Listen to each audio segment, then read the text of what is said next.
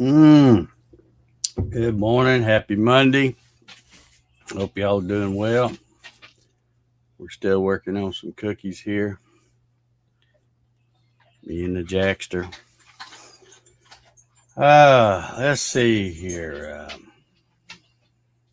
Let's take a look, see who we got with us. Hanging out with us this morning. We got Marcello says, good morning, all. Hope y'all had a great weekend. Thumbs up. Thank you, Marcello. Good morning to you. Happy Monday to you, Paul Stewart. He says, good morning. Thumbs up. Good deal. Got a couple of them over there. There you go. Good morning. Back from the trip. All right. Glad you made it back safe. Looks like you had some pretty good fishing, or at least your better half did. Looks like. Let's see. Leo's here. What is he? We got a long paragraph here. Good morning, Monday morning, everyone from Pinkerton, Ohio. 61 degrees now. Going to be in the upper 70s this afternoon with clear skies. Hope everyone has a good day today. Yeah, I hope they do too. I think it's going to be pretty good here. We're supposed to be one last cookie.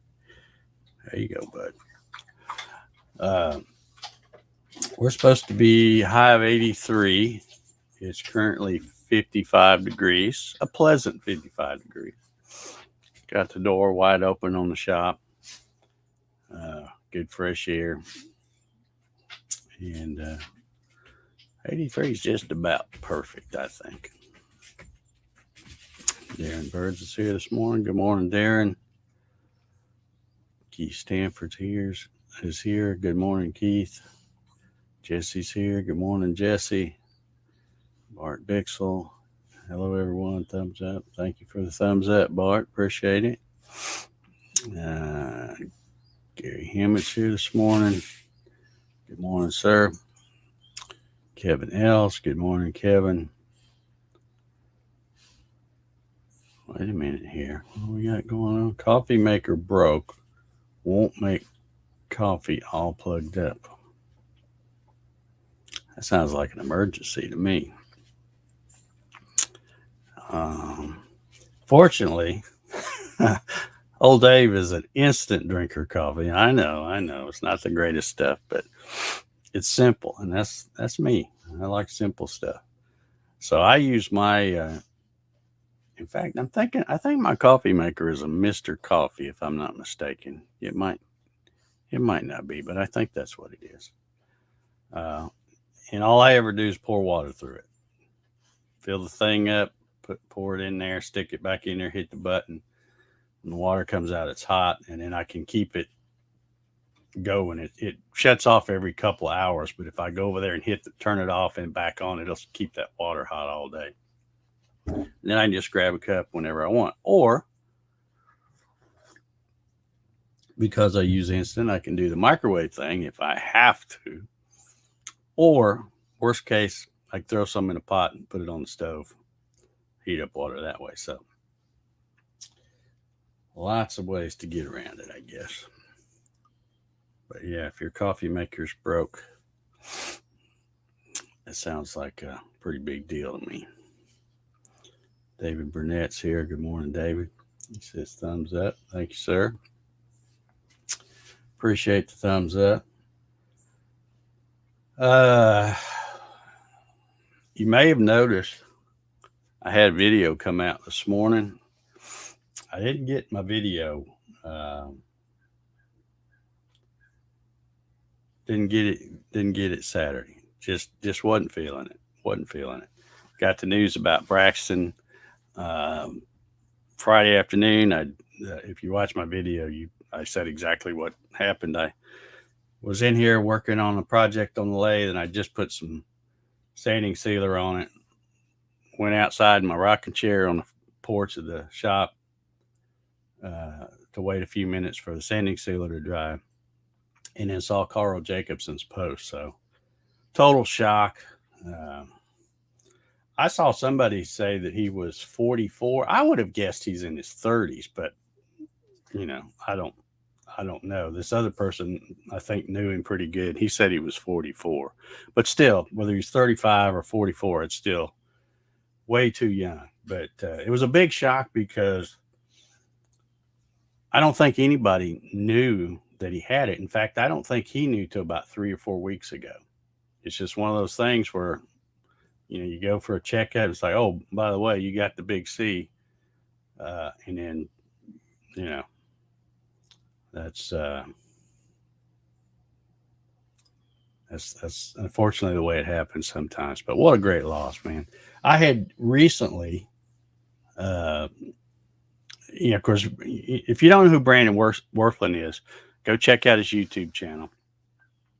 He's he's not a real big channel as far as YouTube's concerned, but he's very popular in the woodworking and wood turning community. Great guy, and he has a lot of videos out there. And what's hit me hard is I had been recently binge watching his videos about wood turning. So anyway, after I found that out, it just nothing seemed to go right. I'd be in here trying to do something, and then I go, oh, nuts. I didn't turn the camera on, or I'd turn the camera on, I wouldn't turn the sound on, and just all kinds of things were going wrong. And I'm like, you know what? If I don't put out a video on Saturday morning, do you know what happens? Nothing. So I thought, I'm not even going to worry about it. I'm going to just quit, and I'll try for next Saturday. But then I came out here yesterday, and I thought, well, I can get a little something for and just put it out this morning. So that's what I did. Wasn't much, just this little segmented bowl. On a brighter note, I got to use the super duper upgraded Harbor Freight lathe, and I got to tell you, I really like that thing.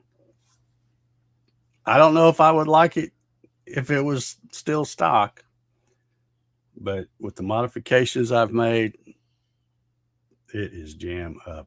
I'll go ahead and say it. I love it. I love it. Yes, I said it. Harbor Freight lathe. I love it. I know you're not supposed to be that excited about Harbor Freight stuff, but it works fantastic. But I would absolutely recommend to anybody that has one of these lathes, and there's a ton of them out there. Very popular lathe.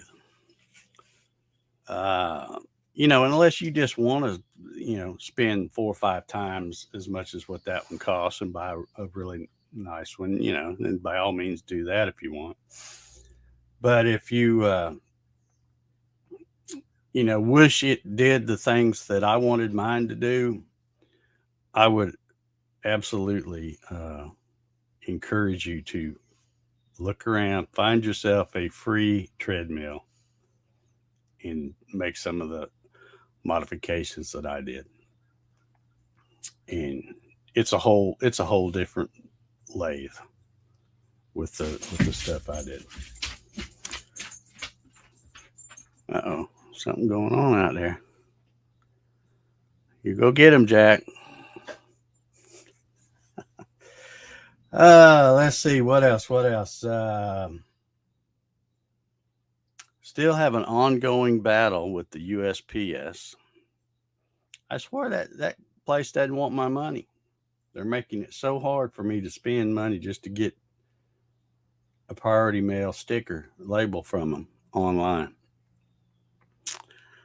I have got the kiosk at the post office figured out pretty good though. So, but I still, it ticks me off to have to get in the truck and drive over there and put all that stuff in at the kiosk and put the label in and stick it in the little thing over there when I'm used to just printing the label out, slapping it on there and sticking it in my mailbox. So I don't know what the deal is. Saturday, I messed around and I thought, all right, I'm going to sneak around, see if I can figure out how to create a new account, see if I can outsmart them. And I figured out that every time I put my cell phone number in the little box that says mobile phone, that was the trigger. It would come up and say, "Mm-mm, that number's already in use. You can't do that." So what I did is I just left it out because it had another box, and I had the same number because I don't have a landline. I just have a cell phone. I put that in the regular phone number box and left the mobile phone number empty. Hit the button and it said, boom, you just created a new account. So I'm like, awesome. So yesterday, I had another thing I needed to create a label for, and I thought, well, I'll go ahead and do it today. And because there's some stuff I want to do today, and I don't want to have to be bothered with running around anywhere. So I got on there and I went to use that new account, and then it said, and I don't know why it let me create it, but then when I get first time I go to use it, it says no, we don't recognize that username or password. And I'm like, you just let me create the account yesterday. So then I thought, okay, let me try my old one. No, not working. Click on it. Sorry, your account's been disabled. So I don't know what the hell's going on with those folks. They obviously do not, and everything was going along fine. This whole thing started because I couldn't get the text message for the two-factor authentication within a timely fashion. And of course, now it seems like I'm getting them quick, but it's not working. Because when I went to do it yesterday, I did get the text message like that, like I used to. But then when I put it in, they go, your account's been disabled. I can't win. I can't win.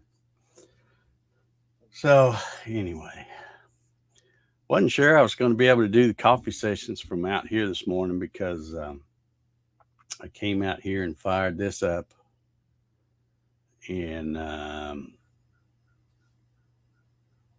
it had Windows updates going on, and I'm thinking, oh great, but it did manage to get them done pretty quick, I guess. But I'm going to tell you, if you're a Windows 10 user, be very careful because I noticed that they're starting to put out ads for Windows 11. So they'll probably start mucking up Windows 10 on a regular basis. So anyway, watch out for that. That's how they seem to do, when they come out with a new version, they want to mess up the last one so that people will go, this Windows 10, it keeps messing up. Let me go ahead and get the new stuff. So I don't know. Always something, isn't it? Always something. Darren said he need to get vinegar to run through it. Okay. Yeah, I've heard that's how you clean them.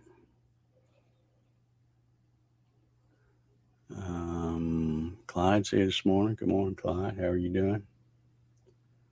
Hope you're doing well. Wilson's here. Good morning. Thumbs up, he says. Good deal. Happy Monday to you, Wilson. Jim Sanacola's here. Good morning, Jim. John Howard is here. Good morning. Dennis Nolan says, hello and good morning. Just got in here. Internet problems today.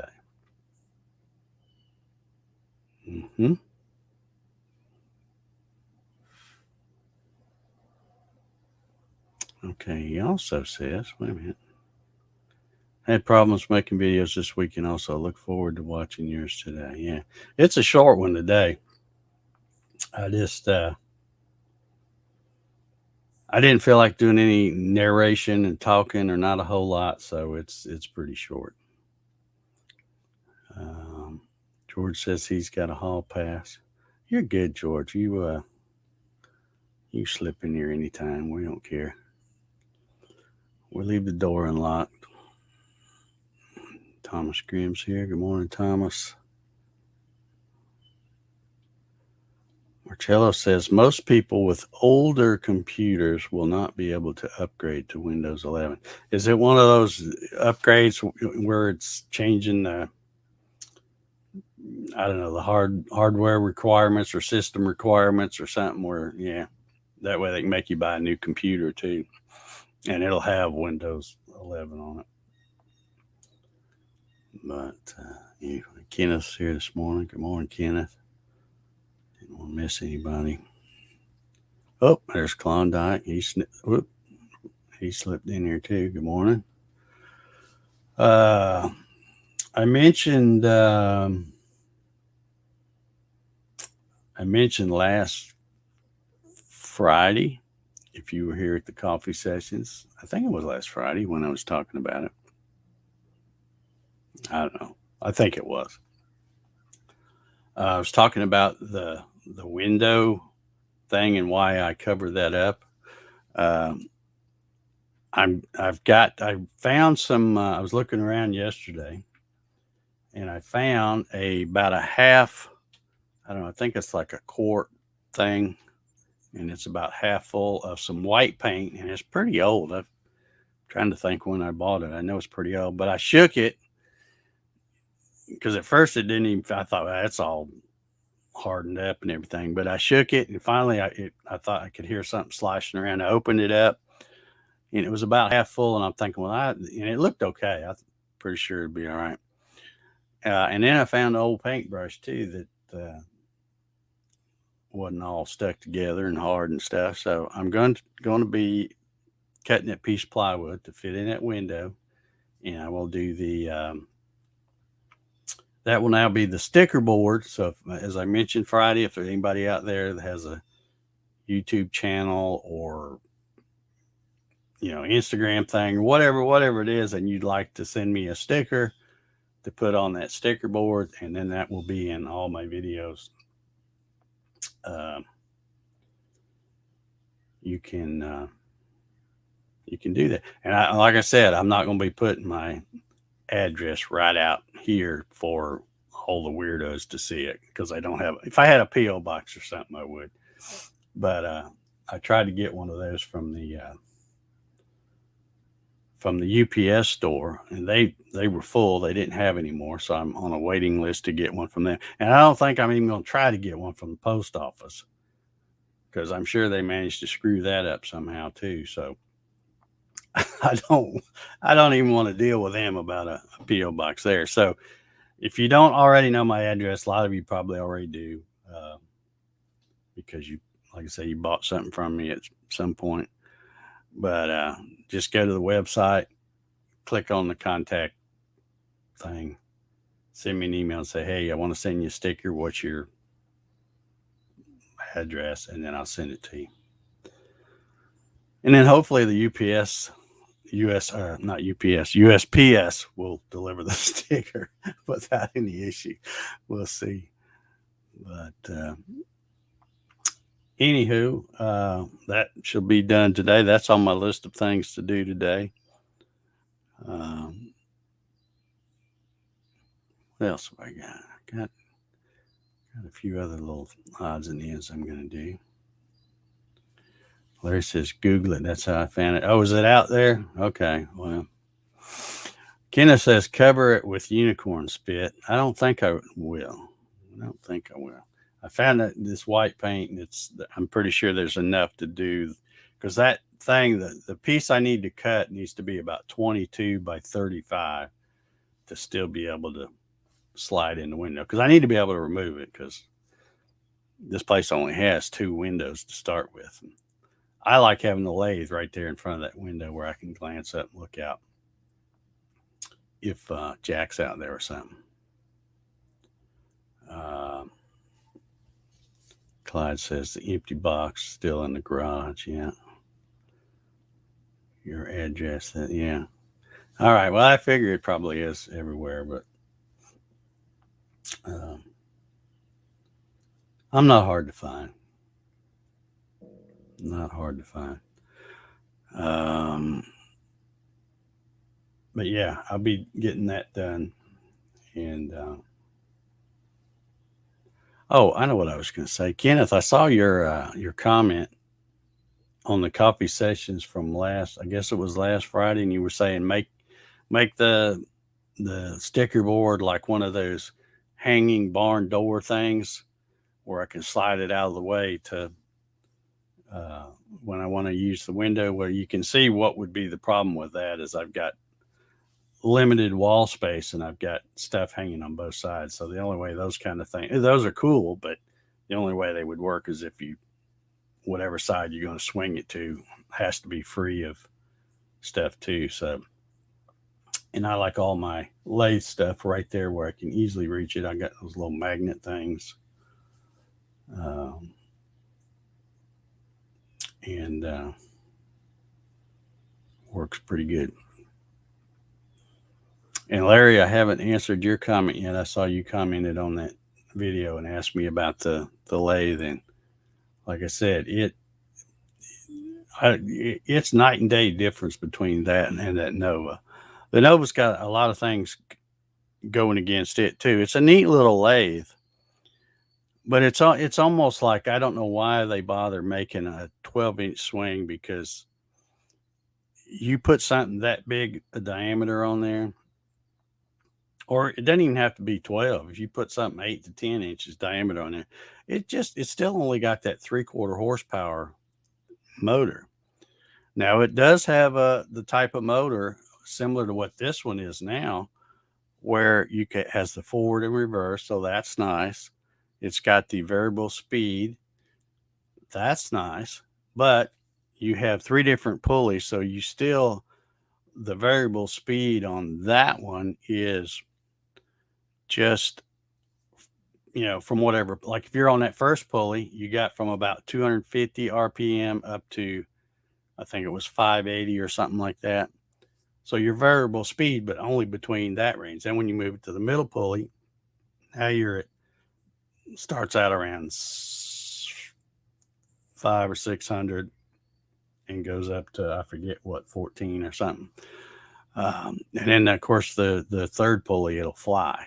If you want to do like pins or something real small and you need it to turn really fast, you can do that. But you have to stop, lift that thing up, move the belt, and all that. So, but it's still a good little lathe for what it should do. But for the kind of stuff I want to start doing, I just needed something a little bit bigger, not huge. I didn't need anything really, you know. The one thing I didn't want to do is I didn't want to order one of those, like a Laguna or a Powermatic or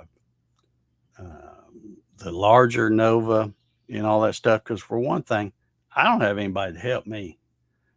And those things are so dadgum heavy. They get cast iron legs that weigh 100 pounds a piece or something.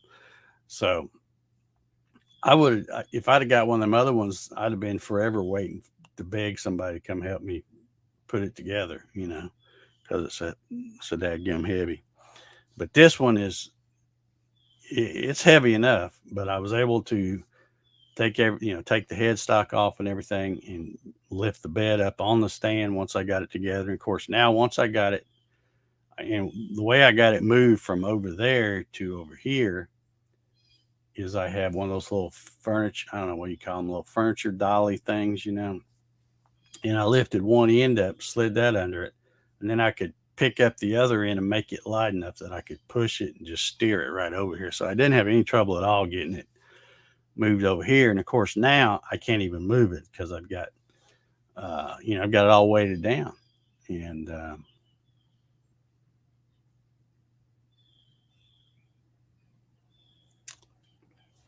let's see, Dennis says, my Harbor Freight had a 3/4 horsepower. I burned it out in 10 months, going to be more gentle with my Nova. Yeah. And I found with mine, when I had my Nova back here, you can't really help but be gentle because you can't take the big cuts because it would just bog the. If you look at some of my videos where I had, even the ones I had speeded up, like 4 times, I usually would do 4 times because if I do 8 times the speed, you can't hear it just turns the audio off. There is no audio. But if you do 4 times, it just makes the audio that higher pitch. And I like people to be able to hear the thing, and you could hear it and see it in the tack on that little Nova. When I was making a cut, it would slow that thing down in some cases, 100, 200 RPM. And so the only way you could not really bog it down is to take super light cuts. Now that's if you're doing something bigger, obviously. If you're doing something smaller, it wasn't that bad. But the first time I went to use this thing for anything at all, I was what was I doing on it? Oh, I know what it was. I was flattening these rings, the segmented rings, to get ready to glue them together. So I had my big 12-inch. It's a big 12-inch piece of plywood, and then I've got one of those adhesive sanding discs on it. And I was using it to sand the top and bottom of those segment rings flat before I glue them together. And while I had it on there, I thought, well, I'm just going to press as hard as I can, see if I can bog this thing down. And about it, really doing all I could do, I could barely make it drop about 10 or 20 RPM, and that was it. And I'm thinking, man, if I did that to that little Nova, it would have just flat stopped, because you could put your hand on it with sandpaper and slow it down 100 RPM. So, but like I said, this is not the stock thing. This is it's got a 1.5 horsepower, where the one that came on it was a 3/4 horsepower. And of course, it's not a permanent magnet like this. It was just a regular motor. So those things aren't that hard to bog down.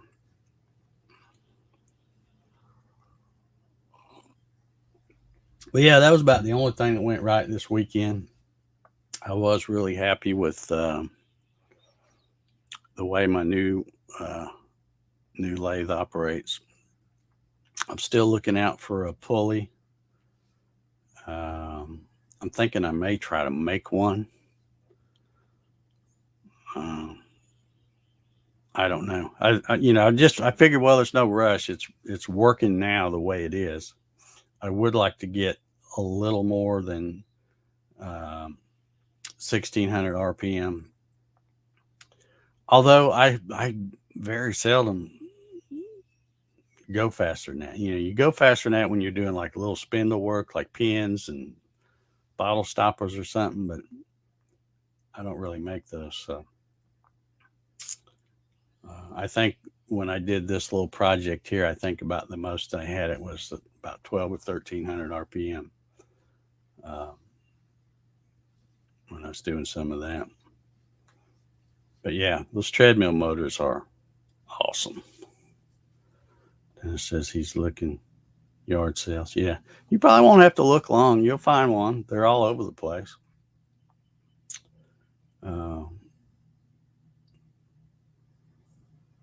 And they're, as I tried to point out in that, come on. Uh-oh, did I do it? I don't know if I turned that thing off or not. It quit. I guess it did. As I tried to point out in the video that I did last week about the Harbor Freight lathe upgrade, is it's like everything else I say. If I can do it, it's not rocket science. You get a treadmill, no matter how old or how new it is, they're a little bit intimidating, because when you start taking the cover off that treadmill and look at them, they got a gazillion wires, but it's because they got all that fancy stuff. A lot of them also have, and this one did too, had had the incline thing where you can push a button and it's got that little thing that'll raise it up where you can walk uphill and stuff. But if you just look at the main speed controller board, find the label that's on it. There will be a label on it, and then Google it, research it. You saw how when I showed the connections of that basic board, they're really simple to add a potentiometer, where the main power goes and where the DC power comes out. It's not much to them. It's like everything. You think it's hard until you really get to checking on it, and it's like, heck, there ain't nothing to that. But I'm so happy I used that board and put everything neat and tidy in this little box right here, as opposed to buying a clunky looking metal box. But worst case, you can get one of those and do it too. So, all right, that was my my timer. So I'm going to get out of here and go in and take my medicine again like I'm supposed to, because Alexa will be reminding me at 10 o'clock if I don't. And then I'm going to come back out here. I may let it warm up just a little bit. Then I'm going to come back here and cut that sticker board to size. And I'll have all day to let that paint dry. Get that painted. There's no rain in sight, according to Joanne. So hopefully, I may stick it in the window if it's dry enough and I can get it in there without getting my hands, paint all over my hands. But I'll have it in there tomorrow maybe. Anyway, y'all have a good one. Happy Monday to y'all, and we will see y'all tomorrow for number 399. See y'all.